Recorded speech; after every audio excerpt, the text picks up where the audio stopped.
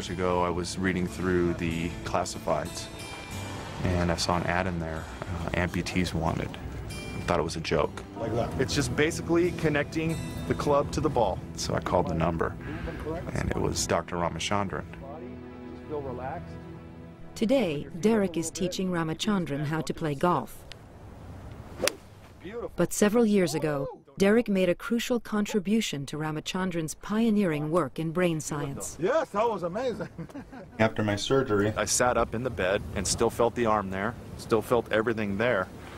And I'm looking down and I'm seeing nothing. It was pretty bizarre.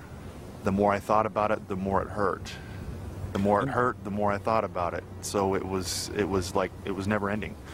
I mean, I'd break out in a cold sweat and turn pale just standing here talking to you because the pain would hit so bad.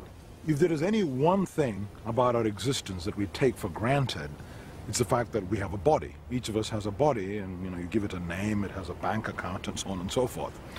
But it turns out even your body is something that you construct in your mind, and this is what we call your body image. Now, of course, in my case, it's substantiated by the fact that there really is a body with bone and tissue. But the sense I have, the internal sense I have of the presence of a body and arms and all of that is, of course, constructed in my brain, and it's in my mind. And the most striking evidence for this comes from these patients who have had an amputation and continue to feel the presence of the missing hand.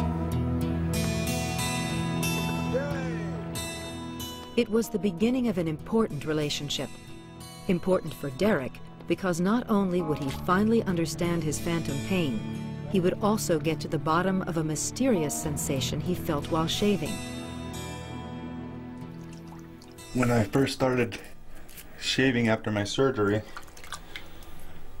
I would feel my absent hand start to hurt and tingle whenever I shaved this left side of my face. Meeting Derek was important for Ramachandran because the explanation he came up with would rock the world of neuroscience. How about that?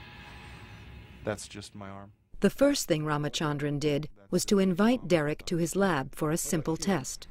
Derek, I'm going to touch different parts of your body, and I just want you to tell me what you feel and where you experience the sensation, okay? Okay. Close your eyes. Could feel that on my forehead. Anything anywhere else? No. Okay. It's on my nose, Okay. my chest. Your chest. Okay. I can feel that on my cheek, and I can feel rubbing on the phantom left hand. On the phantom left hand, in addition to your cheek, I'm going to run the Q-tip across your jaw and see what happens.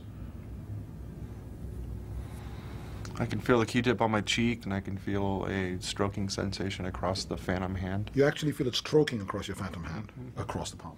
So here is a medical mystery of sorts. Why does this happen? Why would a person, when you touch his face, claim that I was also touching his missing phantom fingers? That's fine. Palm. Thumb and palm. This was just the kind of mystery that Ramachandran was drawn to, although it would take some time to solve. One day, while Derek was making one-armed repairs on his favorite Chevy, Ramachandran turned up with his solution. It was a groundbreaking theory. The reason we think it happens is that in the brain there is a complete map of the surface of the body. The entire left side of my body, the skin surface, is mapped on to the right side of my brain along a vertical strip of cortex, which we call the somatosensory cortex. Similarly, the right side of my body is represented on the left side of my brain.